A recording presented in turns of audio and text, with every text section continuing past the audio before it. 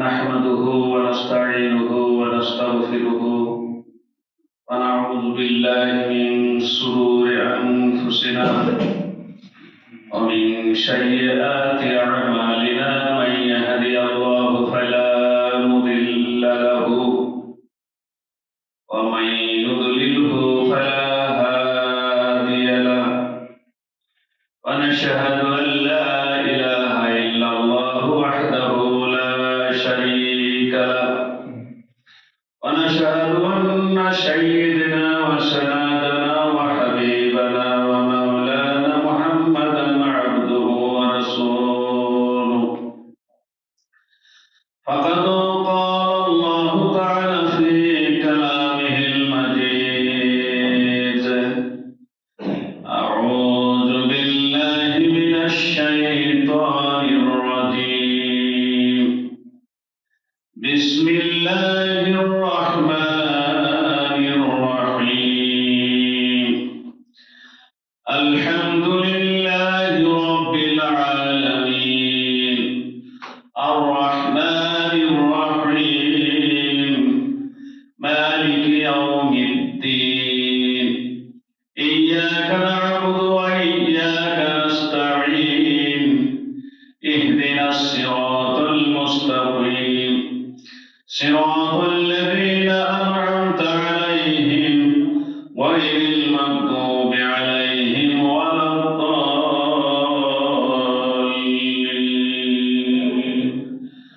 آمين সব তারিফ আল্লাহ পাকের যে আল্লাহ আমাদেরকে সুন্দর আকৃতি গঠন প্রকৃতি দিয়ে সৃষ্টি করেছেন সে আল্লাহর দরবারে লাখ লাখ শুকরিয়া সকলে বলি আলহামদুলিল্লাহ। অতঃপর প্রিয় হাবিব জনাব মুহাম্মদ রাসূলুল্লাহ সাল্লাল্লাহু আলাইহি ওয়াসাল্লামের প্রতি দুরূদ ও সালাম সকলে বলি সাল্লাল্লাহু আলাইহি ওয়াসাল্লাম।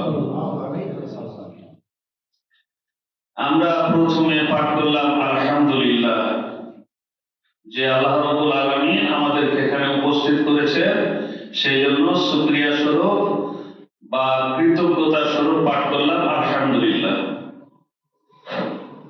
এই আলহামদুলিল্লাহ ওজন কত আমরা যদি জানতাম তাহলে অধিকাংশ সময় আমরা আলহামদুলিল্লাহ পাঠ করতাম। আল্লাহ নবী প্রিয় হাবিব জনাব মুহাম্মদ রাসূলুল্লাহ সাল্লাল্লাহু আলাইহি সাল্লাম বললেন, মান ক্বালা আলহামদুলিল্লাহ তামলাউল মিজান, যে ব্যক্তি একবার আলহামদুলিল্লাহ পাঠ করলো তার নেকিতে দাঁড়িপাল্লা পরিপূর্ণ হয়ে গেল। বলেন সুবহানাল্লাহ। আল্লাহ নবী আবার ঘোষণা করলেন, মান ক্বালা আলহামদুলিল্লাহ ওয়া সুবহানাল্লাহ তামলাউ বাইনাস সামাওয়াতি ওয়াল আরশ, যে ব্যক্তি আল্লাহর প্রশংসা করতে গিয়ে আবার বললেন সুবহানাল্লাহ আলহামদুলিল্লাহ বা আলহামদুলিল্লাহ সুবহানাল্লাহ, আল্লাহ নবী বলছেন যে সারা বিশ্বের যতগুলো ফাঁকা জায়গা আছে সব জায়গাগুলো নেকিতে পরিপূর্ণ হয়ে যায়। সুবহানাল্লাহ। তাহলে এখন আপনারা আমরা চিন্তা করে দেখি যে দাঁড়িপাল্লাটা কি। আমরা যে দাঁড়িপাল্লাতে ওজন করি, তরি তরকারি, পণ্য সামগ্রী, ধান, সরিষা, গম ইত্যাদি, এই দাঁড়িপাল্লারই মতো দাঁড়িপাল্লা, কিন্তু সে বিশাল দাঁড়িপাল্লা, যে দাঁড়িপাল্লাতে গোটা বিশ্বকে একদিকে উঠিয়ে দেওয়া যাবে, আরেকদিকে অন্য বিশ্বকে উঠিয়ে দেওয়া যাবে, এরকম বড় একটি দাঁড়িপাল্লা। ওই দাঁড়িপাল্লাতে সুতীক্ষ্ণ ভাবে অতি নিপুণ ভাবে আমাদের নেকি এবং গুনাহকে ওজন করা হবে। ওখানে কোনো কারচুপি চলবে না। এখন তো আমরা ওজন দিতে গিয়ে কারচুপি করি। আমরা কেজি 100-200 গ্রাম 1 মণ 2 মণ বিক্রি করতে গিয়ে ওখানে আমরা অনেক সময় পাল্লা নিচে চুম্বক লাগিয়ে ভারী করে ওজনে কম দিই। আবার ডিজিটাল যে মেশিন এসেছে ওখানে পয়েন্টটা আমরা কম দিই।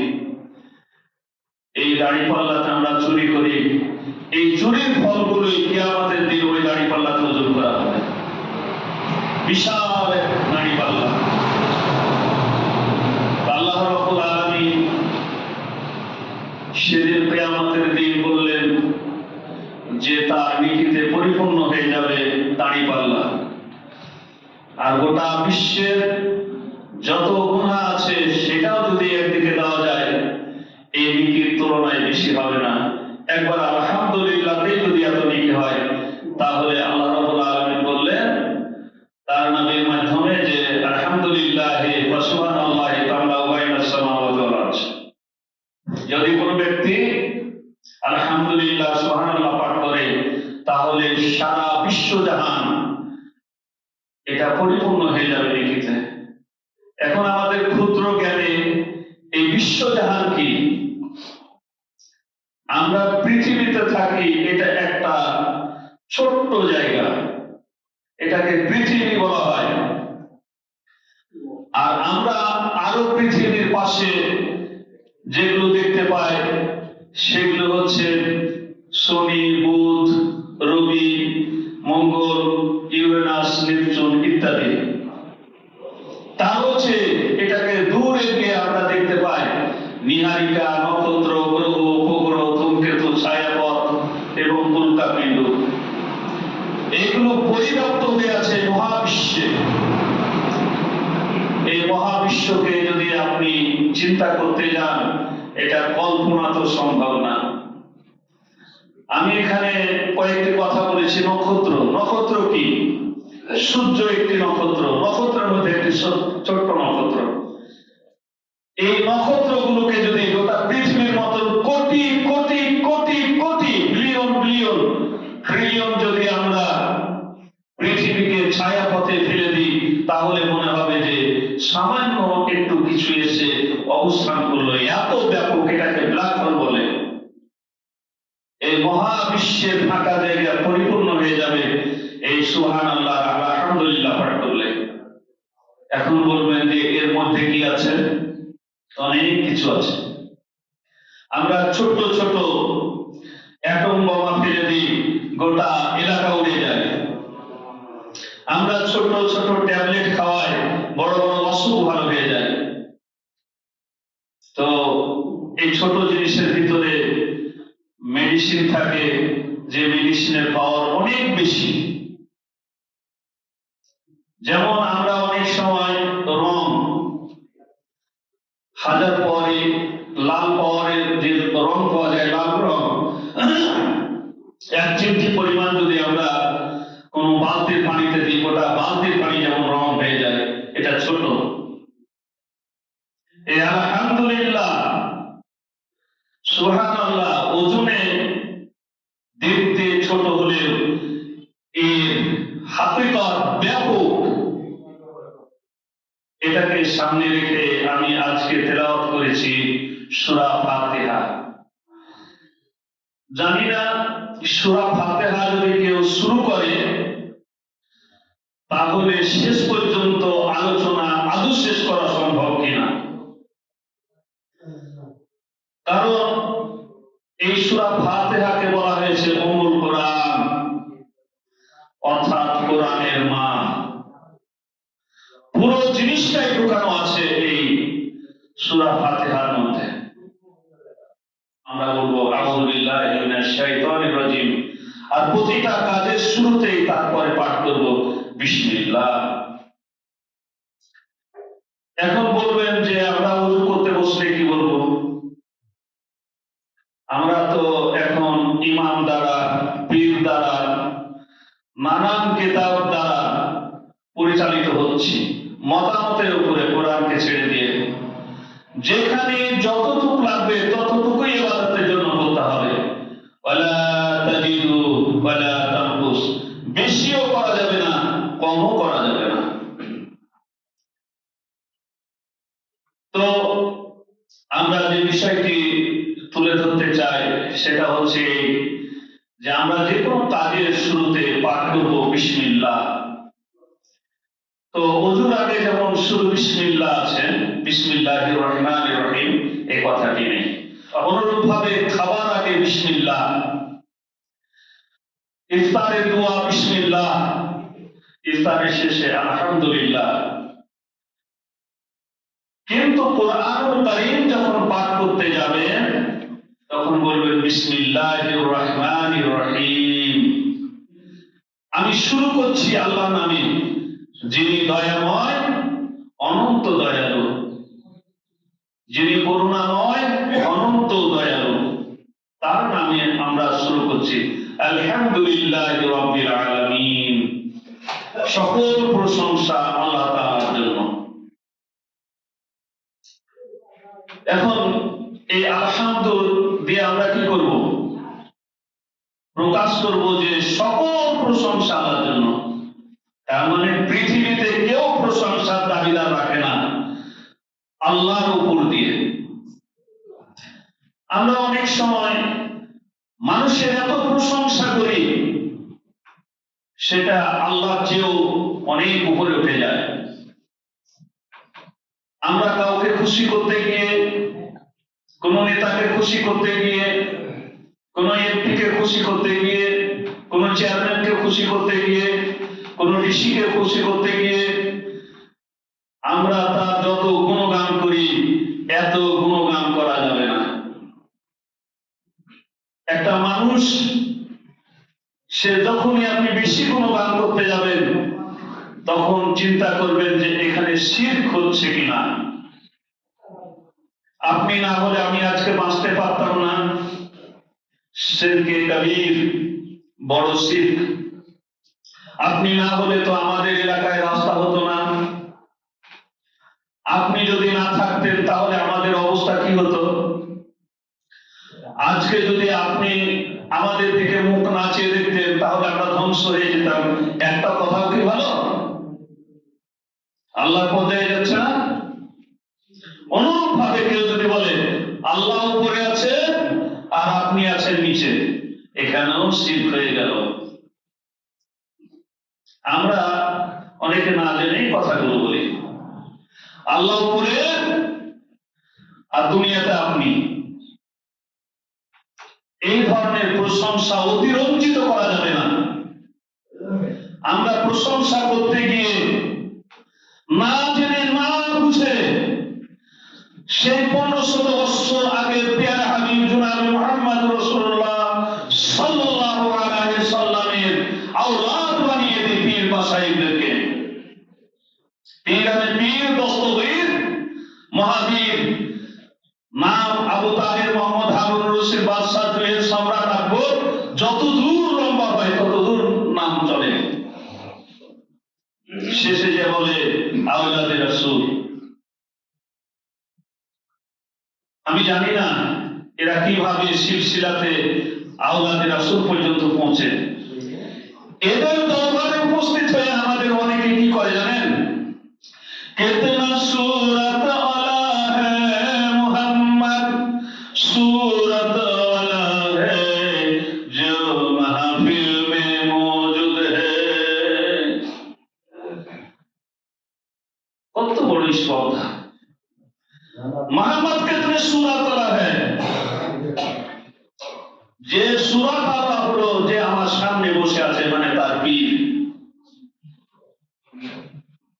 আমার পীর যদি আপনারা চান তাহলে আল্লাহকে পর্যন্ত দেখিয়ে দিবে। আমার পীর দোয়া করলে আপনার চাকরি হয়ে যাবে, আমার পীর দোয়া করলে পারে আপনার সন্তান হবে, আমার পীর দোয়া করলে আপনার ধ্বংস হবে। জিন্দা পীরের কাছে গিয়ে আপনারা কি করেন? আপনারা না, অনেকেই এইভাবে তার প্রশংসা করে, তার কাছে চায়। এটা হারাম, এটা শিরক। অনেক কথা আছে এই হামদের মধ্যে।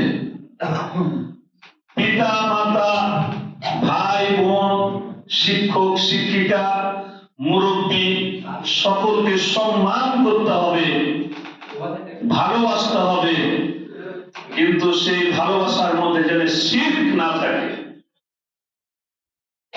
কদম মুচি করে, কদম মুচি অর্থাৎ পা ছুঁয়ে সালাম করে, নতজানু হয়ে সালাম করে, এইসব সালাম চলবে না। রাষ্ট্রীয়ভাবে কিছু কিছু প্রশংসা করতে গিয়ে আমরা পা দিয়ে লাথি মারি আর হাত দিয়ে চড় মারি, এই সালাম চলবে না, এই ধরনের প্রশংসা চলবে না। অনুরূপ ভাবে একজন পিয়ন বসে আছে আর একজন ম্যাজিস্ট্রেট অফিসার বা পদস্থ কর্মকর্তা অফিসে ঢুকতে যাচ্ছে, আর ওই টুল থেকে উঠে কি করলো, আসসালামু আলাইকুম বলে হাতে একটা চড় মারলো আর পায়ে একটা লাথি মারলো, এটাও চলবে না। ইউসাল্লিম, আল্লাহ রাসূল বললেন যে তোমরা সালাম দাও। আল মাসি ওয়াল কারিদে, আগন্তুক ব্যক্তি উপবিষ্ট ব্যক্তিকে, আল কালিল ওয়াল কাসির, কম সংখ্যক ব্যক্তি বেশি সংখ্যক ব্যক্তিকে, আল মাসি আলা রাকিবে, এবং চলন্ত ব্যক্তি অর্থাৎ যারা যানবাহনে চলছে তারা চলন্ত ব্যক্তিকে দেবে। আল কালিল ওয়াল কাসির বললাম তো, as-saghir ওয়াল কাবীর, আর ছোটরা বড়কে দেবে, ব্যতিক্রম হতে পারে। আল্লাহ নবী প্যারা হাবিব জনাবে মুহাম্মদ রাসূলুল্লাহ সাল্লাল্লাহু আলাইহি সাল্লাম কিছু ছোট বাচ্চাদের সামনে দিয়ে যাচ্ছেন, তারাকে সালাম দিলেন, আসসালামু আলাইকুম ওয়া রাহমাতুল্লাহ। দিনের নবী সালাম দেওয়া মানে বিরাট ব্যাপার না? ভক্তি এসে যায়। দিনের নবী প্রেমের ছবি শুয়ে আছেন মদিনাতে, শুয়ে আছেন মদিনাতে। এই রাসূলের গুণগান সীমাবদ্ধতার ভিতরে থাকতে হবে। কিছু গাজাল, এটা যেটা আমি পাঠ করলাম এটা ঠিক আছে, তার বেশি এগিয়ে গেলে সমস্যা আছে। আল্লাহ রাসূলকে ভালোবাসতে গিয়ে অনেক পীর মাশায়েখ মুরিদরা আল্লাহর চাইতে উপরে উঠিয়ে দেয়। আমার আলোচনার বিষয় আপনারা জানেন, সেটা হলো সূরাতুল ফাতিহা। আলহামদুলিল্লাহ, অর্থাৎ প্রশংসা করতে গিয়ে সেটা যেন সীমা লঙ্ঘন না হয়। সে আপনার যেই ব্যক্তি হোক না কেন, আপনি না হলে এটা হতো না। আপনার মতো মহৎ ব্যক্তি আর নাই, আপনার চাইতে বড় ব্যক্তি নাই। আপনি বড় দাতা, আপনি বড় পীর। যেমন গাউসুল আজম আব্দুল কাদের জিলানী, আব্দুল কাদের জিলানী কত বড় বিরাট মহাপাপ, কেউ নাজেনি বলে গাউসুল আজম। গাউস মানে সোনা, আজম মানে আল্লাহ, যিনি বিরাট আজম। এগুলো ইসমে মুফাল আসছেগা, ইসমে আলা আসছেগা, এগুলো আপনারা মাওলানাদের কাছে জানতে পারবেন। এখন তো অনেকেই শুধু কোরআন পড়ে আর অনুবাদ হাদিস পড়ে বলে যে আমি বড় মুলবি, অনেকেই আছে। হ্যাঁ, আপনি জানলেন, কিন্তু জানার ভিতরে কিছু ঘাটতি থাকলো, বুঝলেন, বুঝার ব্যাপারে কিছু ঘাটতি থাকলো। কবিরাজ আপনাকে তুলে কিছু ওষুধ দিল, খাওয়াই দিল, তা আপনি ভাবলেন যে এইভাবে তুলে আমি খাইলি ভাবে, তাহলে তো সবাই ডাক্তার। একটা বই পড়বো, মাথা ব্যথার জন্য প্যারাসিটামল, তো পেট ব্যথা হয়েছে তাহলে প্যারাসিটামল হবে, এর ওষুধ ধরতে হবে। অতএব কোরআন পড়লেন, নেকি পেলেন, অর্থ পড়লেন, বুঝলেন, এবার আপনি চিন্তা করবেন যে আমি কতটুকু বুঝলাম। যতটুকু বুঝলেন, বোঝার পর যদি ঘাটতি থাকে, যারা আপনি শিক্ষিত ভালো মাওলানা, তাদেরকে বলবেন এটা যদি আরেকটু খোলাসা করে আমাকে বোঝাতেন, আমি এই বুঝেছি। যার কারণে এখন ইউটিউব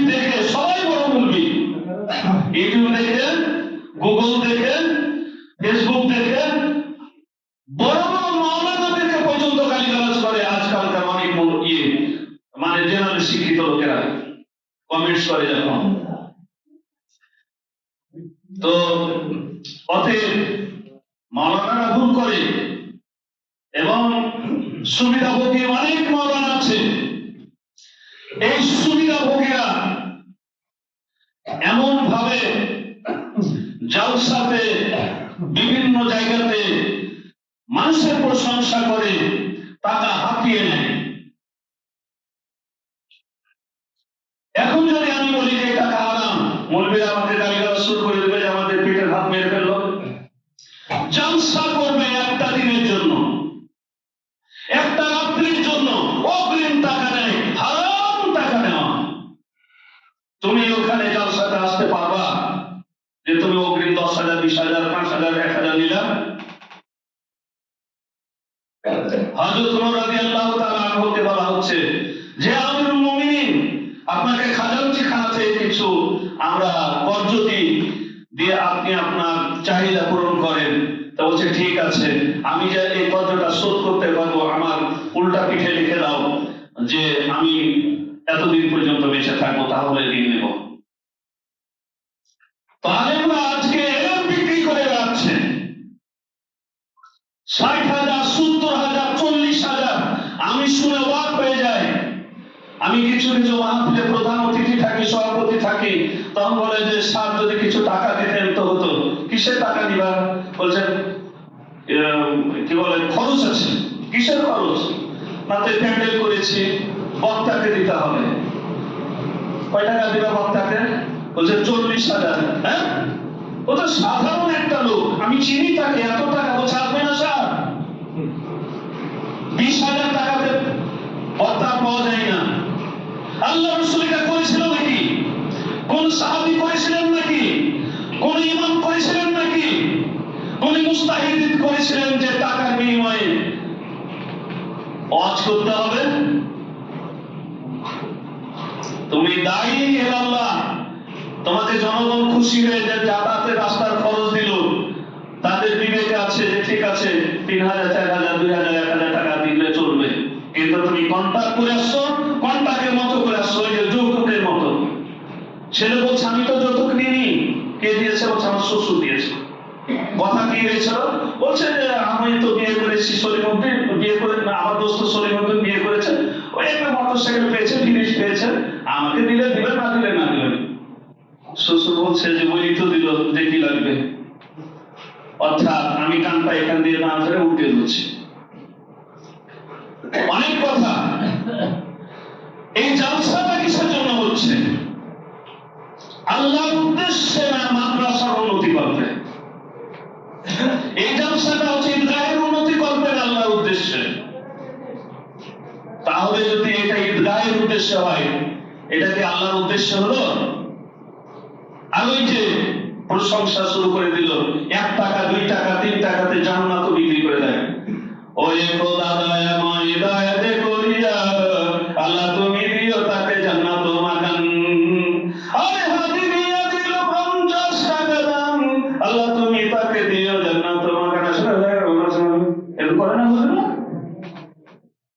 তোমাকে এইভাবে জান্নাতকে বিক্রি করতে বলেছে। তো সব জায়গাতে ত্রুটি আছে। আপনাকে ফুলিয়ে ফাঁপিয়ে আপনার পকেট থেকে কিভাবে টাকা বের করতে হয়, এই কায়দাটা তারা করে। এইভাবে অতিরঞ্জিত প্রশংসা করা যাবে না। আলহামদুলিল্লাহ, সর্বক্ষেত্রে আল্লাহর প্রশংসা হবে। কোন সময় মানুষের প্রশংসা করা যাবে না।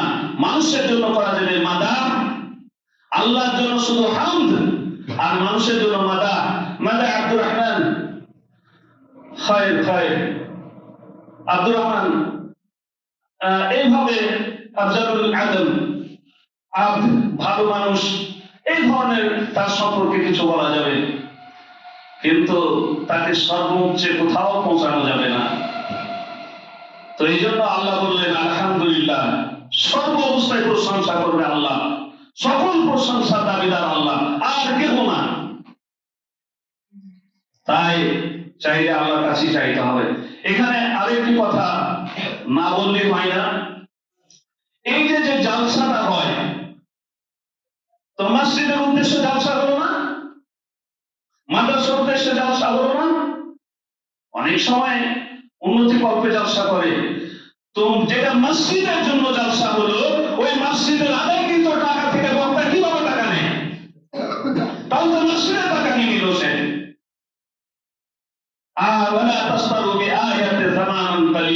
আল্লাহ নিজে বলছেন যে তোমরা টাকা দিয়ে তোমাদেরকে কোরআনকে আয়াতকে বিক্রি করো না। তুমি তো আয়াতকে বিক্রি করলা কেন?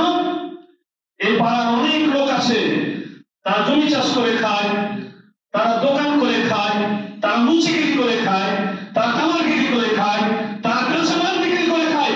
মুরগিকে কেন শুধু মসজিদের উপর নির্ভর করে মানুষের কাছে দাঁড়ে দাঁড়িয়ে চেয়ে চেয়ে খেতে হবে? তুমি কিসের ইমান যে মানুষ যেটা দিলে সেটা তুমি খাবে? তুমি একটা ব্যবসা করো, নামাজের সময় সে নামাজ পড়াও, তোমাকে জনগণ এমনি দিবে যে না আমাদের সাহেব ভালো, আমাদের ইমাম ভালো, আপনাকে হাদিয়া দিলে হাদিয়া অনেক হয়ে যেতে পারে, তোমার বেতন হিসেবে বেশি হতে পারে।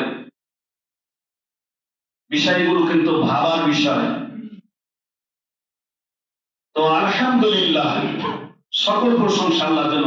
আর আপনি যা করবেন আল্লাহর জন্য করবেন, কোন মানুষকে দেখানোর জন্য করবেন না। দেখানোর জন্য করলেই আপনার কাবিরা গুনাহ। এটাকে রিয়া বলা হয়। রিয়া গুনাহ, বিরাট গুনাহ, লোক দেখানো নামাজ, এগুলো চলবে না। রব্বিল আলামিন এই প্রশংসাটা, যিনি জগৎ সমূহের মালিক। একটু আগে জগৎ সমূহ বলিনি?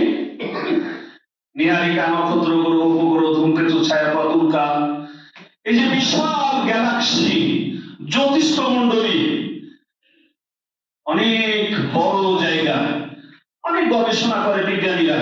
আমি সহজে সব বিজ্ঞানের কথা বিশ্বাস করি না। অনেক ছোটবেলাতে পড়েছিলাম যে পৃথিবী বর্তুল আকার, মানে বোতলের মতন। ক্লাস 8 না উত্তরটি বলছে যে পৃথিবী কমলা লেবুর মতন। অনেকে পড়েছেন ভূগোলে। আচ্ছা, কি ব্যাপার, বোতল থেকে কিভাবে বোতল হয়ে গেল কমলা লেবু? কিছুদিন পর বলছে যে পৃথিবী হচ্ছে গ্লোবের মতো, যেগুলো প্রায় স্কুলে থাকে। পৃথিবীর চারিদিকে সে ঘুরলো, পৃথিবীকে দেখে নিল। দেখা যায়, কিন্তু আসলে কি সেভাবে দেখা যায়? আছে মনোবীক্ষণ যন্ত্র আছে, ভালো ভালো যন্ত্র আছে, কিন্তু তার মানে কি বিশাল পৃথিবী, যেখানে মানুষ যদি বিদ্যুৎ গতিতেও যায় তাহলে বিলিয়ন বিলিয়ন বছর লাগবে। সে বিশাল পৃথিবীকে, বিশাল বিশ্বকে মেপে ফেললো, আন্দাজে আন্দাজে কথা বললো। অনেক কথা তো আসে, আমি তো এত কথা বলতে পারছি না। ওই মোরগ রাজার মতোই হলো।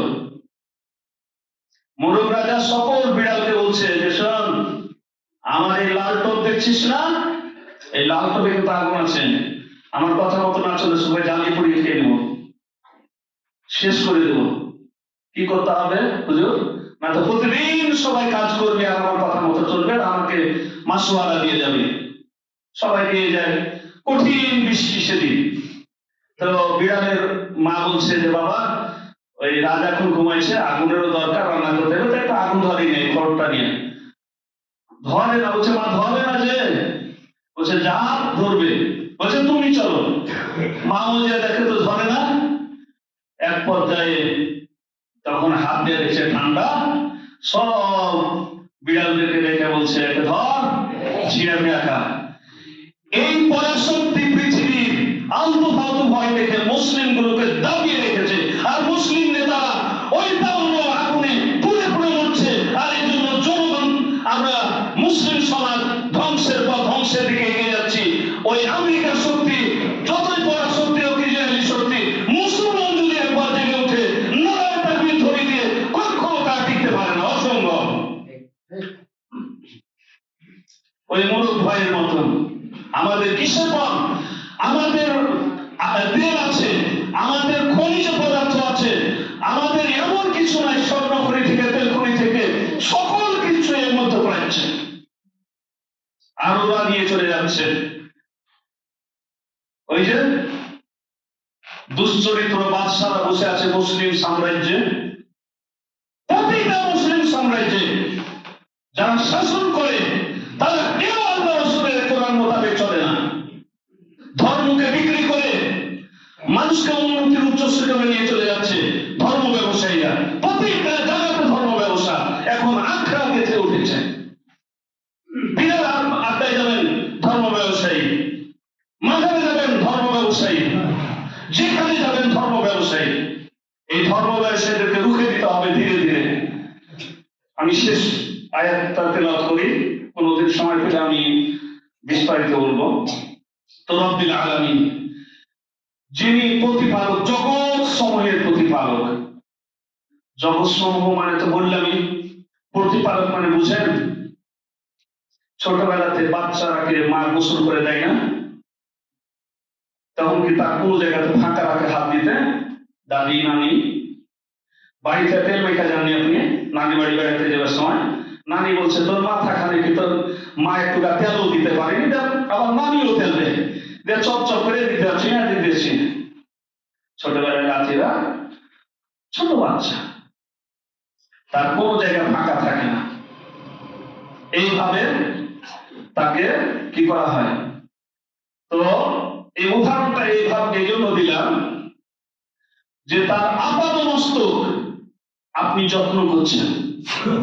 তো যিনি সারা জাহান গোটা বিশ্বকে লালন করেন, পালন করেন, খেতে দেন, মারেন, অসুখে বাঁচান, তিনি হচ্ছেন প্রতিপালক। জানতো আপনার এত গরম, এই মুহূর্তে ধান লাগান তো ওই ঘুরে ফিরে আল্লাহর পানি নিতেই হবে। হ্যাঁ, বর্ষার দিকে তাকিয়ে থাকেন কেন? পানি নিচে নেমে গেছেন কেন? আপনার শ্বশুরের পানি ধরে রাখেন, এটাই প্রতিপালক। আপনি ভাবছেন যে সহজে পেয়ে গেলেন, দেন একটা দেখেন গোটা দিনে ছোট্ট একটা জিনিস লবণ খান, কোথায় পান? ওই পানি থেকে আসে। গোটা দিনে কত গাড়ি ডিজেল চলে, পেট্রোল চলে, ওইটাও ওই আল্লাহ দেওয়া। আপনি গোটা দিন বিনা ব্যাটারিতে পায়ে চলছেন, বিনা ব্যাটারিতে চোখে দেখছেন, বিনা ব্যাটারি বিনা তেলে হাঁটছেন। যদি লাগতো তেল, এদিকে একটা যদি ট্যাঙ্কি রাখতো আল্লাহ, তেল কিনতে যেতে পারবে এই জিনিসটা, আর ব্যাটারি কিনতে যদি। এই জন্য বলছেন আল্লাহ যে তিনি হচ্ছেন রব্বিল আলামিন, সারা জাহানের প্রতিপালক। কোথায় কি লাগবে তিনি দিয়েছেন। আমি মানুষকে সৃষ্টি করেছি যথাযথভাবে, যাতে করে আমি প্রতিপালন করি, তার কোনো সমস্যা না হয়। মাথায় চুল দিয়েছেন, মুখে দেননি কেন? সৌন্দর্য হারিয়ে যাবে। এখানে নখ দিয়েছেন, এখানে নখ দেননি কেন? এখানে চুল কাটতে পারবেন না। আল্লাহ এখানে এতগুলো চুল দিয়েছেন, বড় হবি না, স্টপ, মাথার চুল বড় হওয়া, ওটা কাটা যাবে। তাই এই মাথার চুল বিক্রি করে মানে এর জন্য কত রঙের শ্যাম্পু, এটা শেষ করবো, কত রঙের শ্যাম্পু, এ মাথার জন্য কত রকমের পেলে, এ দাড়ি মাথা চুলের জন্য যেটা কেটে ফেলা যাবে, এই মাথার জন্য কত রঙের তেল, কত রঙের ব্র্যান্ড, কত রঙের কোম্পানি। আল্লাহ রাব্বুল আলামিন সবকে পাগল বানিয়ে দিলেন যে এক চুলের পিছনে দৌড়াদৌড়া। সেলুনের ডিজাইন কি, beauty parlour, gents women, crore crore টাকা ইনকাম করছে গোটা বিশ্ব। তারপর যে এয়ার কন্ডিশন, একমাত্রই পালন করে দিয়েছে আপনাকে। এই জন্য বললেন রব্বিল আলামিন, জগৎ সমূহের মালিক আল্লাহ। তোমাকে কিভাবে প্রতিপালন করতে হবে আল্লাহ ভালো জানেন। তো আমি আগে বলেছিলাম যে খুতবার সময় তো এটা সম্ভব না। তো লাস্টে যে কথাটা হচ্ছে যে আলহামদুলিল্লাহ, সকল প্রশংসা আল্লাহর জন্য হবে, কার জন্য না, কোন মানুষের জন্য না। রব্বিল আলামিন তিনি সে আল্লাহ যিনি জগৎ সমূহের মালিক। এতটুকু পাইলাম আজকে, বাকিটা থাকলো ইনশাআল্লাহ। যেহেতু আপনাদের পড়োশি আমি, পালপুর কলেজে আছি, কোনদিন এসে আপনাদেরকে এটা শোনাবো এবং এই কথা শেষ করছি। আসসালামু আলাইকুম।